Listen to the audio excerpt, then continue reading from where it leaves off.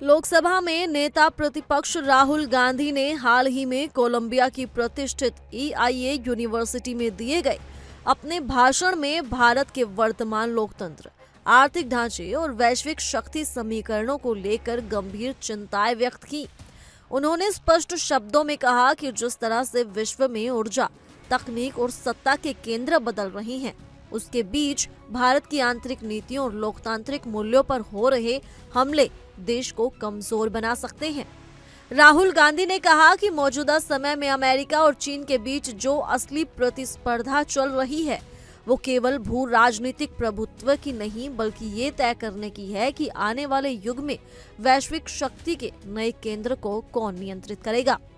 उनका कहना था कि ये लड़ाई अमेरिका के समुद्री सोच और चीन के जमीनी दृष्टिकोण के बीच है और अभी तक चीन इसमें बाजी मारता नजर आ रहा है।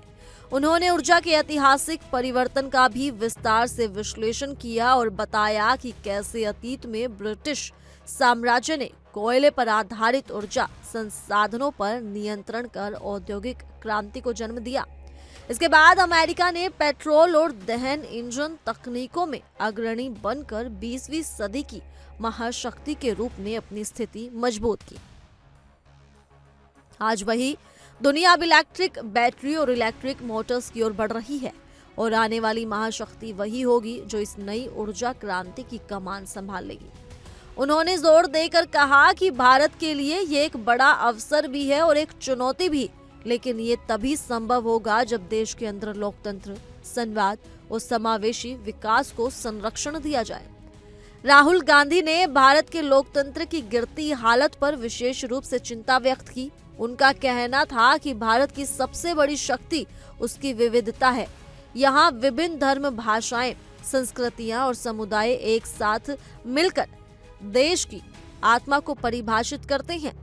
लेकिन आज यही विविधता खतरे में है क्योंकि लोकतंत्र पर संस्थागत और वैचारिक हमले लगातार तेज हो रही हैं।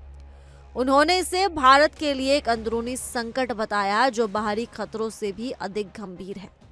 उन्होंने ये भी स्पष्ट किया कि भारत चीन की तरह अपने नागरिकों को दबाकर तरक्की नहीं कर सकता।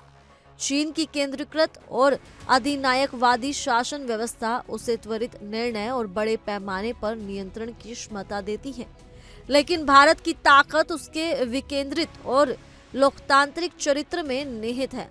राहुल गांधी ने कहा कि भारत को अपनी परंपरागत वैचारिक और आध्यात्मिक विरासत को आधुनिक तकनीकी और औद्योगिक सोच के साथ जोड़ने की जरूरत है ताकि वो चीन के मुकाबले एक ऐसा लोकतांत्रिक विकास मॉडल पेश कर सके जो समानता, न्याय और भागीदारी पर आधारित हो।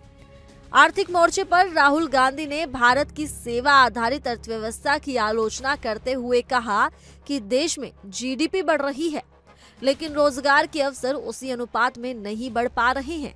इसका सीधा असर युवाओं की आकांक्षाओं पर पड़ रहा है।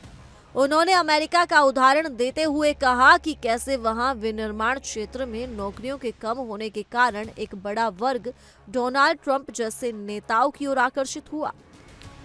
उन्होंने संकेत दिया कि यही आर्थिक असमानता और बेरोजगारी लोकतंत्र को कमजोर करने वाले नेताओं के उपहार का कारण बनती है। राहुल गांधी का ये भाषण न केवल भारत की आंतरिक राजनीति और आर्थिक दिशा पर सवाल उठाता है, बल्कि ये भी दर्शाता है कि भारत और वैश्विक परिदृश्य में एक प्रभावशाली भूमिका निभाने के लिए आंतरिक रूप से स्थिर, लोकतांत्रिक और समावेशी बनना होगा। उन्होंने कहा कि भारत के सामने आज सबसे बड़ी चुनौती ये है कि वो एक लोकतांत्रिक प्रणाली के भीतर रहकर चीन जैसे केंद्रीकृत मॉडल को चुनौती देने लायक औद्योगिक और आर्थिक ढांचा तैयार करे।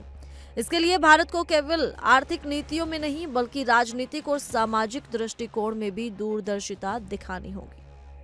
फिलहाल के लिए इस रिपोर्ट में सिर्फ इतना ही। ज्यादा जानकारी के लिए जुड़े रहिए इंडिया डेली के डिजिटल प्लेटफॉर्म के साथ।